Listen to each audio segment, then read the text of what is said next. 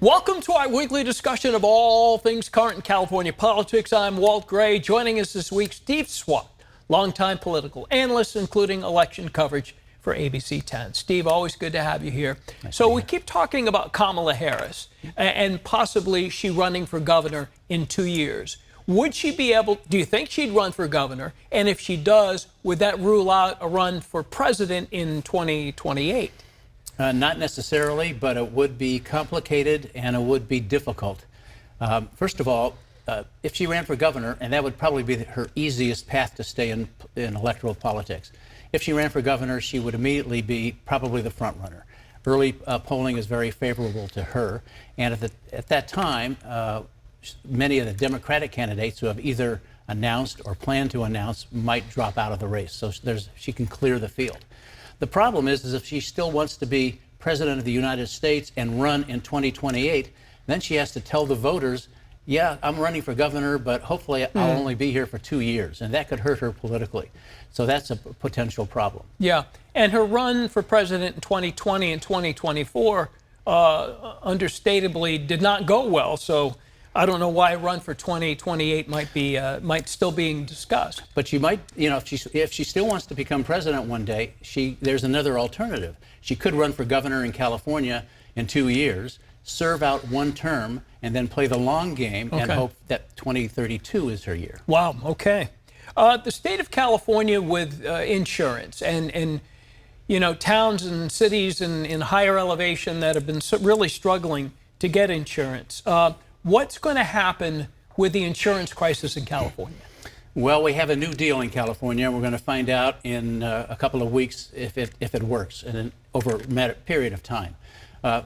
Certainly, a number of insurance companies burned, not to use a pun, by huge payouts because of wildfires, have said they are curtailing or even stopping writing new policies for some homeowners in risky areas.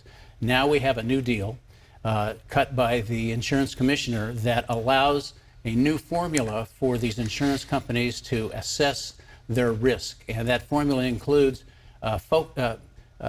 focusing also on climate change and putting that into the mix. The insurance companies say by focusing on that, they'll be able to minimize the cost increases to California homeowners in these areas, and so there won't be a big spike one year like we saw last year.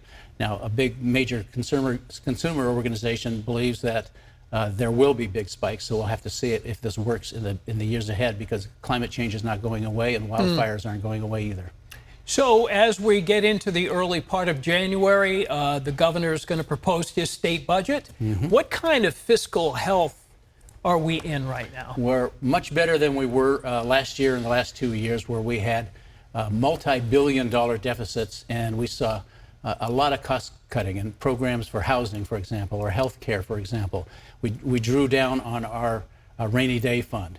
And so there were all sorts of problems. Now, as we head into a new budget, which will be announced by the governor on January 10, the deficit is only $2 billion, which sounds like a lot, but it really isn't much in the big picture. And that's because tax receipts were higher coming into California than expected.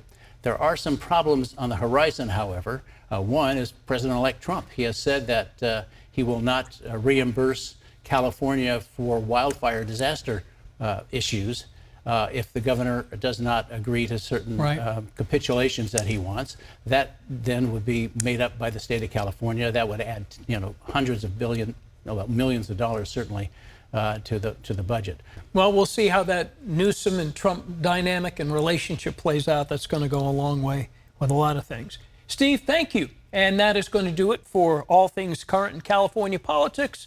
Until next time, season's greetings.